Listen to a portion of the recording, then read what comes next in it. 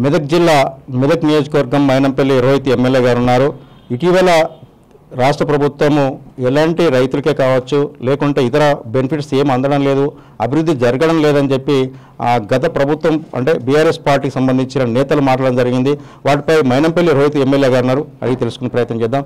అసలు మెదక్ వచ్చిన తర్వాత మీరు ఎమ్మెల్యే అయిన తర్వాత ఎలాంటి నిధులు తీసుకొచ్చి అభివృద్ధి కార్యక్రమం చేపట్టారు?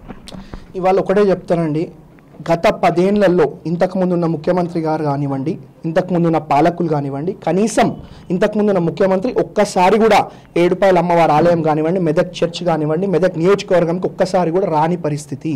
అట్లాంటిది మనం గెలిచిన వెంటనే ఎన్నికలు ఉన్నా ఎన్నికలు లేకపోయినా మెదక్ ప్రజలందరూ కూడా మా కుటుంబ సభ్యులనే ఒక ఉద్దేశంతో మా ముఖ్యమంత్రి గారిని తీసుకొని వచ్చి బ్రహ్మాండంగా ఇవాళ మెదక్ చర్చ్ కానివ్వండి, ఏడుపాయల అమ్మవారి ఆలయం కానివ్వండి, చౌరస్తాలు కానివ్వండి, తాండాలలో రోడ్లు కానివ్వండి, బ్రహ్మాండంగా ఇవాళ అభివృద్ధి చేసుకుంటూ సేవా సంక్షేమ కార్యక్రమాలలో మెదక్ నియోజకవర్గాన్ని, తెలంగాణ రాష్ట్రాన్ని మా ముఖ్యమంత్రి గారు, మా కాంగ్రెస్ పార్టీ ముందుకు తీసుకుపోతా ఉన్నది. అంటే ఇప్పటి వరకు నియోజకవర్గము 10 ఏళ్ళు వాళ్ళు పరిపాలించారు, చాలా చేసినాము, మాటలు మాత్రమే పరిమితమయ్యారు రోహిత్ ఎమ్మెల్యే గారు అంటున్నారు. ఇప్పుడు ఒకటండి, అనేటోడు 100 అంటాడు ఎట్లయినా, ఎందుకంటే ఇప్పుడు వాళ్ళ దుకాణమే బంద్ అయినప్పుడు, వాళ్ళ కేలు ఖతం అయిపోయినప్పుడు పనికిరాని 100 మాట్లాడతారు. 10 ఏళ్ళల్లో కనీసం ఒక్క ఇల్లన్నా ఇంతకుముందు ఉన్న ప్రభుత్వం కానీ ఇంతకుముందు ఉన్న ముఖ్యమంత్రి గారు ఇచ్చిండ్రా అని నేను సూటిగా మీ ద్వారా వాళ్ళని ప్రశ్నిస్తూ ఉన్నాను. ఇప్పుడు ఏంటంటే వాళ్ళ ఇంట్లో చక్కగా లేదు, అలా చెల్ల ఆగమైపోయింది, అలా కొడుకు మెంటల్ అయిపోయిండు, అల్లుడు ఎప్పుడు వెన్నుపోటు పొడుదామని ఆయన చూస్తూ ఉన్నాడు. ఏంటంటే ఇలా మెంటల్ అంటే మానసిక పరిస్థితి మంచిగా లేదు, సరిగా లేదు, కాబట్టి ఇవన్నీ పిచ్చి పిచ్చి చేస్తూ ఉన్నారు. ఇవాళ మా కాన్షియన్స్ లేదో ఎవడో పనికిరానని మేము దూరం పెట్టేసినోడిని, దండాలు చేస్తుండు, రౌడీ షీట్ ఉంది, ప్రజలను ఆగం పట్టిస్తున్నాను ఒక ఉద్దేశంతో దూరం పెడితే అట్లాంటి వాళ్ళని ఇవాళ చేర్చుకొని మేము ఏదో పీక్ పడగొట్టేస్తున్నాం, మేము చేసేస్తున్నాం. అంటే ఎన్నికల ముందు మీ అయ్యా కేసీఆర్ ముఖ్యమంత్రి ఉన్నప్పుడే నా నెత్తి మీద బొచ్చు పీకలేకపోయిండు. నువ్వు ఇప్పుడు కొత్తగా పీకేదేం లేదు, మీ ప్రభుత్వం వచ్చేదేం లేదు, మీ బీఆర్ఎస్ పార్టీ కేల్ కథం దుకాణం బంద్ అయిపోయింది, మీ చెల్లి ఒక దిక్కు, బావ ఒక దిక్కు, నువ్వు ఒక దిక్కు, మీ అయ్య అయితే ఫామ్ హౌస్లోకి వెళ్ళి బయటికి వెళ్తలేడు.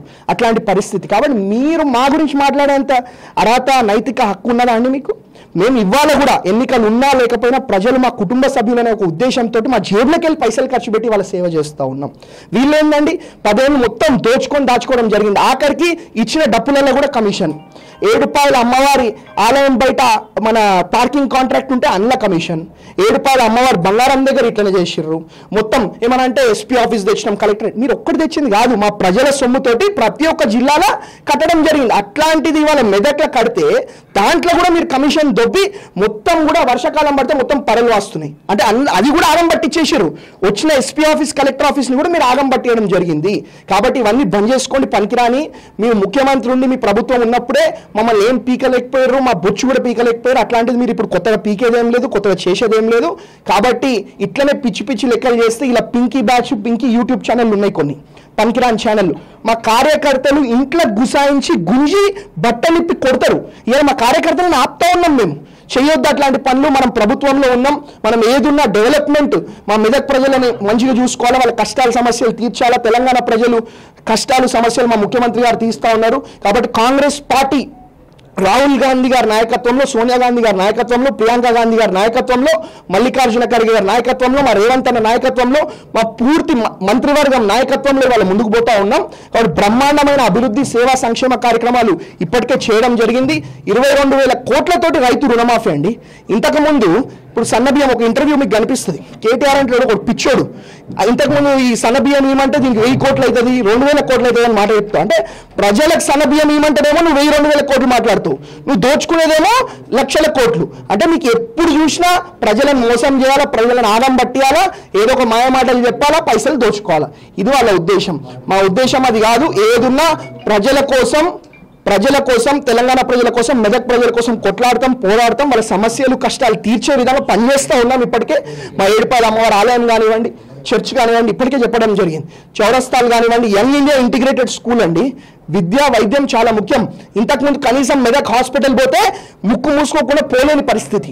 అట్లాంటిది ఇవాళ పోయి చూడండి బ్రహ్మాండంగా చేయడం జరిగింది. అదే కాదు, మెడికల్ కాలేజ్ అని చెప్పి 10 ఏళ్ళు కొబ్బరికాయలు కొట్టిర్రు, ప్రజలను ఆగం పట్టించారు. అదే మనం వచ్చిన వెంటనే ఇవాళ ప్రారంభించుకొని ఇవాళ డాక్టర్లు చదువుకొని బయటికి వస్తూ ఉన్నారు. అదే కాదు, యంగ్ ఇండియా ఇంటిగ్రేటెడ్ స్కూల్ 25 ఎకరాలలో 200 కోట్లు పెట్టి ఇవాళ బ్రహ్మాండంగా స్కూల్ కూడా కట్టుకుంటా ఉన్నాం మా ముఖ్యమంత్రి గారి నాయకత్వంలో. ముఖ్యమంత్రి గారు వచ్చే ప్రత్యేకంగా వచ్చి ఫౌండేషన్ వేయడం జరిగింది. అరే వీళ్ళ గురించి నేను ఇప్పుడు ఈ హరీష్ రావు, కేసీఆర్, కేటీఆర్ వీళ్ళ గురించి మాట్లాడే అవసరం నాకు లేదండి. మా గురించి మాట్లాడే నైతిక హక్కు వాళ్ళకి లేదు. మొత్తం కూడా దాచుకోవడం జరిగింది. ఇక్కడ ఉన్న వాళ్ళు అయితే అలా సొంత ఊరు కోనాపూర్ అని చెప్పి ఉంది, ఆ కోనాపూర్లో సొంత ప్రజల పైసలు దోచుకోవడం జరిగింది. అట్లాంటి వాడు బయట ఏం చేస్తాడండి? అంటే గతంలో కొన్ని ఫోన్ ట్యాపింగ్ జరిగింది, అందులో చాలామంది ఉన్నారు. ఫోన్ ట్యాపింగ్ వ్యవహారం కూడా ఇప్పుడు బయటకు వస్తుంది. దానిపై మీరు కామెంట్. ఇప్పుడు వీళ్ళకి దమ్ము లేదు, ధైర్యం లేదు. పనికిరానోడు ఏం చేస్తాడు? ఇవే భార్యాభర్తలు ఏం మాట్లాడుతుర్రు, అన్న తమ్ముళ్ళు ఏం మాట్లాడుతారు, అక్క చెల్లి. కానీ ఇవన్నీ పనికిరాని లెక్కలు చేస్తే మాత్రం అంటే పనికిరాని ముచ్చట్లు పెట్టుకుంటూ అన్ని చేస్తూ ఉన్నారు. కాబట్టి ఏదున్నా ప్రజలు వీళ్ళని తరిమి కొట్టే రోజులు మరి దగ్గరలో ఉన్నాయి. ఆల్రెడీ కొట్టేసిండ్రు. ఇంకా ఇట్లా పిచ్చి చేసి ఇంట్లో గుసాయించి ప్రజలు కొడతారు అని చెప్పి మీ ద్వారా వాళ్ళకి తెలియజేసుకుంటాం. చర్చకు సిద్ధమా అంటున్నారు. కాంగ్రెస్ డెవలప్మెంట్ చేసింది, లేకుంటే టీఆర్ఎస్ కార్యక్రమాలు చేసింది, చర్చకు సిద్ధమా అంటున్నారు, మెదక్ సిద్ధమా అంటున్నారు, అంటే ప్రస్తావిస్తున్నారు. ఈ రోజు కూడా గంగా నరేందర్ మీ అనుచరుడు వెళ్ళిపోతే కూడా జెడ్పీటీసీ కైవసం చేసుకుంటామంటున్నారు. ఏంటి పరిస్థితి? ఇప్పుడు నా అనుచరుడు ఎవడు కాడు. నా అనుచరుడు మీరు గత 4-5 నెలలు నా వీడియోలు ఫోటోలు చూడండి. నా పక్కనే ఎవడన్నా ఉన్నాడా? అసలు కాంగ్రెస్ పార్టీ నాయకులే కాదు వాళ్ళు, పెద్ద దొంగలు. అంటే వాళ్ళ గురించి నేను మాట్లాడతలేను, వాళ్ళకి అసలు సబ్జెక్టే కాదు. అంటే అట్లాంటి చిల్లర వాళ్ళని, లుచ్చా వాళ్ళని చేర్చుకొని వాళ్ళు ఏదో పెద్ద పీక్తామంటే అది కాదు. అదొకటి. రెండోది, మీరు చర్చ గురించి మాట్లాడినారు. కేటీఆర్ వస్తాడా, కేసీఆర్ వస్తాడా, వాళ్ళు మెదక్కి వస్తారా, నన్ను గజ్వేల్, సిరిసిల్ల, సిద్దిపేట రమ్మ. ఇలా ఏంటంటే సిరిసిల్ల, సిద్దిపేటలోనే ఇలా కేల్కతం దుకాణం బంద్ అయిపోయింది. అది గెలిచే పరిస్థితి లేదు. ప్రజలందరూ కూడా తూగొడతా ఉన్నారు ఇవాళ వాళ్ళని. కాబట్టి వాళ్ళు నన్ను గజ్వేల్కి రమ్మంటే గజ్వేల్కి వస్తా, సిద్దిపేటకి రమ్మంటే సిద్దిపేటకి వస్తా, నీ ఎర్రవెల్లి ఫామ్ హౌస్ రమ్మంటే ఎర్రవెల్లి ఫామ్ హౌస్కి వస్తా, సిరిసిల్లకి రమ్మంటే సిరిసిల్లకి వస్తా, నీ నందినగర్ ఇంటికి రమ్మంటే నీ నందినగర్ ఇంటికి వస్తా. ఎక్కడికైనా రావడానికి సిద్ధం. లేదు మీరు వస్తారంటే మా మెదక్కి వస్తారో చెప్పండి, మా ఇంటికి వస్తారో చెప్పండి, హైదరాబాద్ చౌరస్తాలు నిలబడమని చెప్పండి. దేనికైనా రెడీ, ఏ చర్చకైనా సిద్ధం. మీరు 10 ఏళ్ళలో ఏం ఇల్లులు ఇచ్చిర్రు, ప్రజలకు ఏం చేసిరో మీరు చెప్పండి.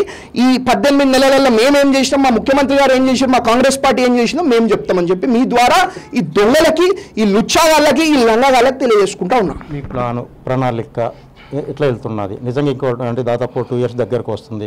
ఇప్పటి వరకు నియోజకవర్గం తెచ్చిన నిధులు, ఖర్చు పెట్టిన వ్యవహారాలతో పాటు చూస్తే ఇవంతా శంకుస్థాపనలకే పరిమితం అవుతున్నారని అంటే ఆరోపిస్తున్నారు. ఇది నిజంగా ఏమైంది? ఒక మెడికల్ కాలేజ్ తప్ప మిగతా ఏవి కూడా ఆచరణలో సాధ్యం కాలేదు అంటున్నారు. ఏంటి? ఇప్పుడు ఒక చిన్న విషయం అండి, పనికిరాని మాటలు. 10 ఏళ్ళలో వీళ్ళు ఏం చేసిరో అది చెప్పండి. 18 నెలలలో మేము అన్ని మీలాగా బోగస్ జీవోలు తేలే, మీలాగా బోగస్ ఫండ్లు తేలే, ఎన్నికల కోసం ఏదో మాయ మాటలు, మోసపు మాటలు చెప్పలే. ఇవాళ ఎన్నికలు లేవు, అయినప్పటికీ మేము పనిచేస్తూ ఉన్నాం. ఎందుకంటే ప్రజల మీద, మా మహిళల మీద, వీళ్ళందరి మీద గౌరవంతో ఇవాళ పనిచేస్తూ ఉన్నాం. ఇప్పుడు మా మహిళలు అంటే మాకు చాలా గౌరవం. మా మహిళలు లేని మా ఇల్లులు గట్టిగా ఉండవు. అట్లాంటిది మహిళల కోసం ఇవాళ ఫ్రీ బస్సు ఇవ్వడం జరిగింది.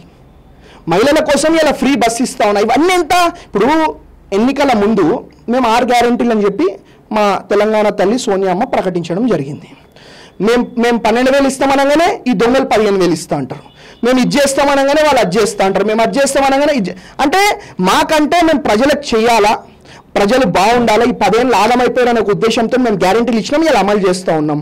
ఈ దొంగలు అంత అప్పుల పాలు చేసి ఇలా అన్నీ తెలిసి అంటే మళ్ళీ ఇంకోసారి ప్రజలను మోసం చేద్దామని కదండి. ఇప్పుడు సన్న బియ్యం ఏమంటే 1,000-2,000 కోట్ల గురించి ఈయన మాట్లాడినాడు, ప్రజలకు ఏం చేస్తారండి? అంటే మా గౌరవ ముఖ్యమంత్రి గారు 22,000 కోట్లతోటి ఇవాళ ఏకకాలంలో రుణమాఫీ చేయడం జరిగింది. అదే ఇంతకుముందు ప్రభుత్వం వాళ్ళు ఈ 22,000 కోట్లు ఏడబెడితే మాకు ఎక్కువ కమిషన్ వస్తుంది, ఇది ఏ కాంట్రాక్టర్కి ఇస్తే మాకు ఎక్కువ పైసలు ఇస్తాడు, ఎట్లా దోచుకోవచ్చు, ఎట్లా దాచుకోవచ్చు, అవి విదేశాలకు ఎట్లా పంపించాలనే ఒక ఉద్దేశంతో ఇంతకుముందు వాళ్ళు పనిచేసిన పరిస్థితి. అదే మనము మరి మా రైతన్నలు బాగుండాలా, మా మహిళా సోదర్మన్లు బాగుండాలా, మా మెదక్ కుటుంబ సభ్యులు బాగుండాలా, తెలంగాణ ప్రజలు బాగుండాలా, తెలంగాణ కుటుంబ సభ్యులు బాగుండాలనే ఉద్దేశంతో ఏకకాలంలో మా ముఖ్యమంత్రి గారు 22,000 కోట్లతోటి రుణమాఫీ చేయడం జరిగింది. అదే కాకుండా 8-10,000 కోట్లతో రైతు భరోసా ఇవ్వడం జరుగుతూ ఉన్నది.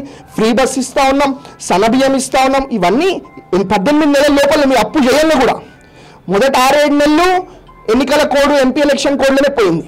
తర్వాత ఇంకో 3-4 నెలలు కొత్త ప్రభుత్వం అడ్జస్ట్ కావాలా, ఏ పొక్కలలో ఏ ఎలిక దూరింది, ఎంత కొట్టేసింది, ఇవన్నీ చూడాలి కదా. మా ముఖ్యమంత్రి గారు మేము ఇవన్నీ చూడాలి కదా. మెదక్లో ఎంత దోపిడీ అయింది, ఎంత అరాచకమైంది, తెలంగాణలో ఎంత దోపిడీ అయింది, ఇవన్నీ చూసి ఇవన్నీ దాంట్లో భాగంగానే ఇవాళ ఫోన్ ట్యాపింగ్ కానివ్వండి, ఫార్ములా ఈ కేసు కానివ్వండి, ఇవన్నీ కూడా వస్తూ ఉన్నాయి. కాబట్టి పనికిరాని అన్ని బంద్ చేయండి. నేను బతుకున్నంత కాలం, నా కంఠంలో ఊపిరున్నంత కాలం మీ మీద కొట్లాడుతూనే ఉంటా. మీరు చేసిన అవినీతి మీద కొట్లాడతా, మీరు చేసిన అరాచకం మీద కొట్లాడతా, ప్రజలు సమస్యలు కష్టాలు తీర్చే విధంగా పనిచేస్తాం. Thank you. అదేవిధంగా చూడొచ్చు చెప్పేది ఏంటంటే